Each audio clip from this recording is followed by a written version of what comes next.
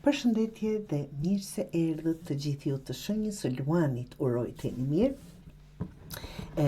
Do bëjmë leximin e javës për ju të dashur dhe do fillojmë me të kaluarën apo afër aktuales, ta them kështu.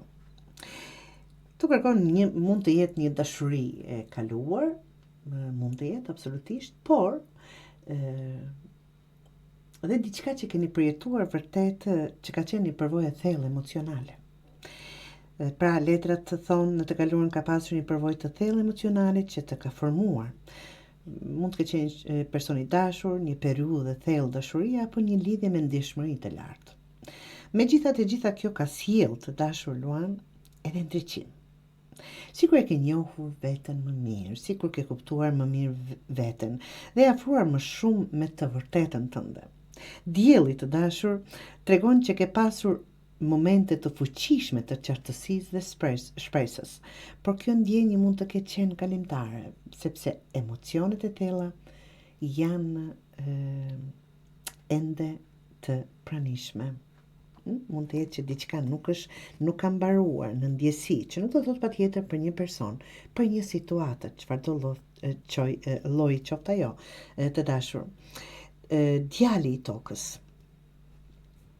është kjo, e tashmja dhe 2 të zjarrit. E tashmja që do të thotë dhe afër të ardhmës së shpejtë.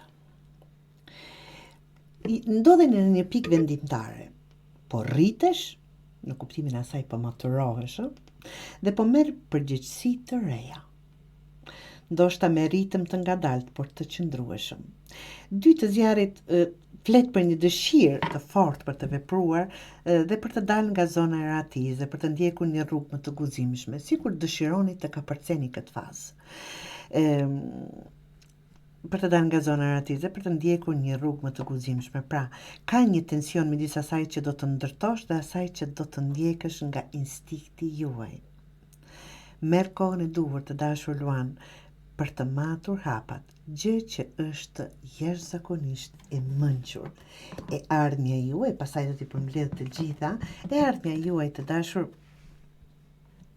nëse dëshiron të kesh vërtet sukses në çfarëdo lloj gjëje që je duke ndërtuar, veten tënde, një lidhje, një punë, një karrierë në shkollë, në çfarëdo lloj gjë, në familje, shëndet, nëse dëshiron të kesh sukses në atë që je duke ndërtuar të dashur Luan, duhet të krijosh një strukturë të brendshme të fortë. 8 tokës kërkon përkushtim, durim dhe përmirësim të vazhdueshëm, por 9 të ajrit të paralajmëron plagët emocionale ose mendimet e pambyllura. Duhet mbyllur diçka për të vazhduar më tutje, mund të pengojnë ca. Dhimbja ende ka zë tek ty, çfarëdo lloj dhimbje të jetë përjetuar. Dhe nëse nuk je duke i dhënë vëmendje, ajo do të flasë në forma të tjera. Ankthë, vonesa, hezitim.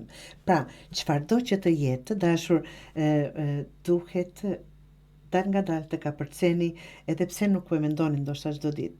Çfarë mund të bëni në këtë?